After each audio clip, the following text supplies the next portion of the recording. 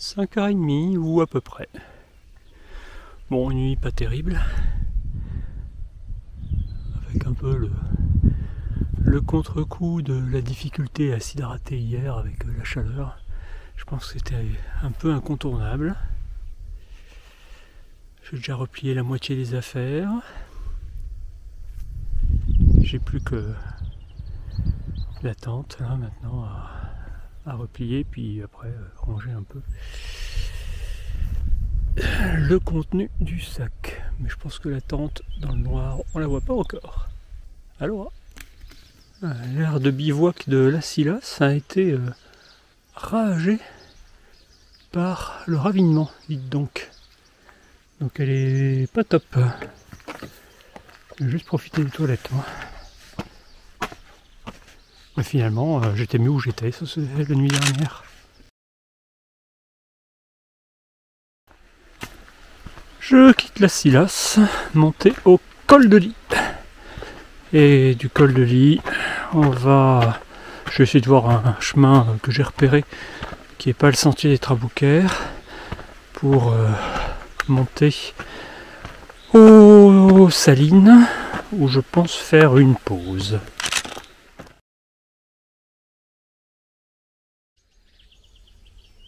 Col de Ly.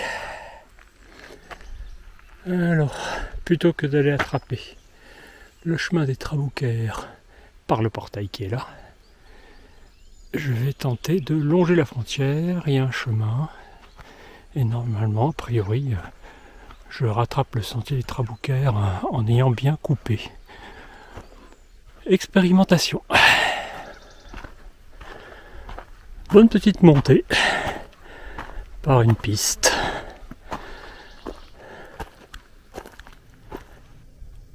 Montée en direction du puits de Delfaïg, Puig Delfaïg, je sais pas comment on prononce. Là en face, là, il y a Castel Cabrera, la ruine du château là, qui émerge.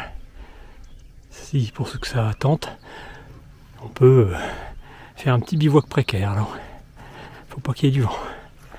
Voilà, le puits de Delfaïg il est là. Bon, en fait, faut jouer au sanglier. Donc, je conseille d'en rester au sentier des Traboucaires. Que voici. Ça n'a pas l'air intéressant comme ça. Mais en fait, ça y est, je vais enfin quitter les pistes. J'en avais marre. Arrivé au sanctuaire des Salines. Sanctuaire est là.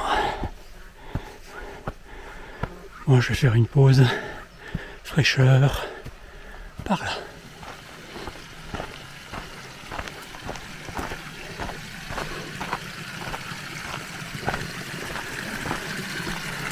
Avouez que c'est tentant.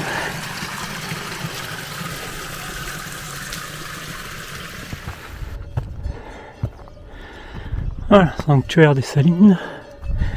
Après une très longue pause, je me suis douché, j'ai passé mes affaires à l'eau, fait mon café, et j'ai longuement discuté avec Dominique, qui marche au long cours, avec les idées qui lui viennent.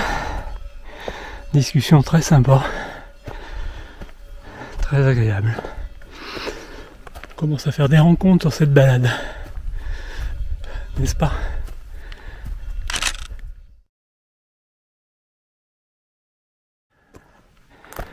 Poudlaneux. Je vais m'arrêter une seconde, histoire de transvaser de l'eau dans ma bouteille et la descendre tout chousse sur Amélie.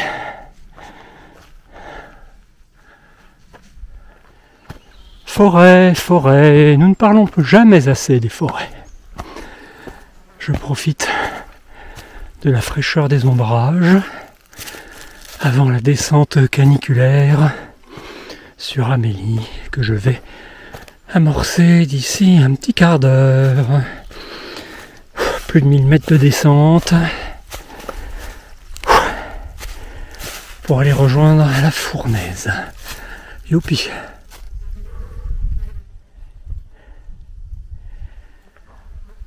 Là-bas en face, le Canigou. J'aperçois le refuge de Bataire. Je pense que c'est dans ce secteur-là que je voudrais arriver ce soir. Tout le secteur du Roc del Contador, Roc de France, Roc Saint-Sauveur. Depuis un joli petit promontoire.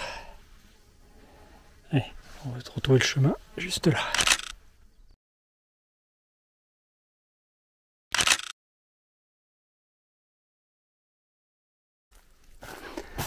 Arrivé au col d'Elric. Alors, l'itinéraire HRP théorique classique est là, je l'ai déjà fait 2 fois. Mais moi je me suis repéré un autre tracé qui passe par la crête là et qui serait a priori plus direct. Reste à savoir de quelle qualité il est. Et ben on tente, hein. C'est parti mes cocos. Une belle découverte. C'est un bien joli chemin qui est aussi sur la ligne de crête là, avec régulièrement des pitons rocheux qui émergent. Pareil pour une bonne vue sur le Roc de France, Pic Saint-Sauveur.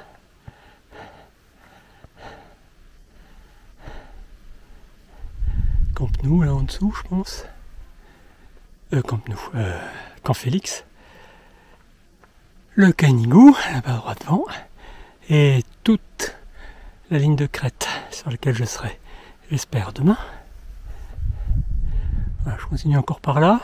Je pense que je vais jusqu'au pic qui est là et après ça descend. Arrivé à Amélie. Pas encore tout à fait. Il fait bien chaud. Et le Canigou est là-haut.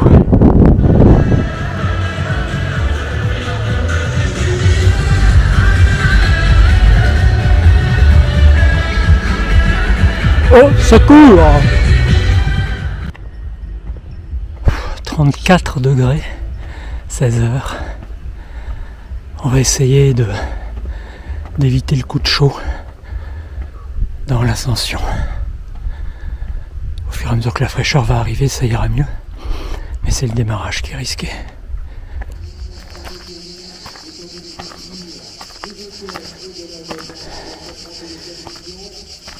Les humains d'un côté, les cigales de l'autre.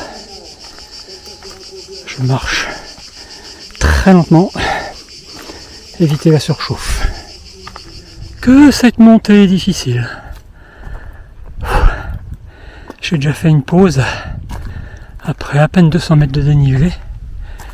Tout ça pour éviter le coup de chaleur. Je passe pas par mon bolo, je suis pas assez tout droit. Et là-haut sur le Canigou, on entend l'orage. Ça va faire un peu de vent, un peu d'ombre, un peu de fraîcheur. C'est pas mal.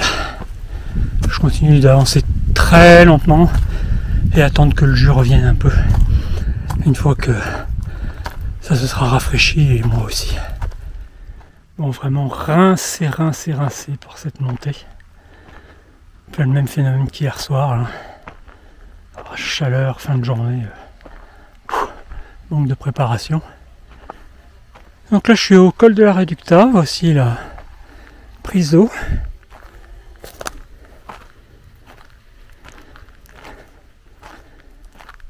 Je me suis arrêté pour souffler, mais je pense que je vais essayer de dormir par là. Alors, ici, il y a le déversoir de la prise d'eau, donc eau surabondante, c'est parfait pour moi. Et je pense que, tant pis pour le passage au col, mais bon, je pense pas qu'il y aura foule. Je vais essayer de planter la tente ici, un petit rectangle qui semble pas être occupé par les chardons et les ronces, qui devrait correspondre à peu près. On va tenter ça. Et demain on montera. Là j'ai plus de jus, 19h, Rincer, rincer. Voilà. C'est pas le site le plus glamour qui soit. Mais au moins, je vais pouvoir dormir. Je peux m'arrêter. Et avec de l'eau à volonté, juste à côté.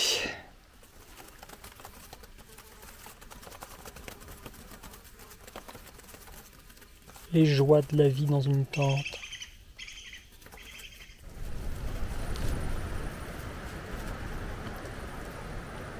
Le vent du soir. Ça va se calmer.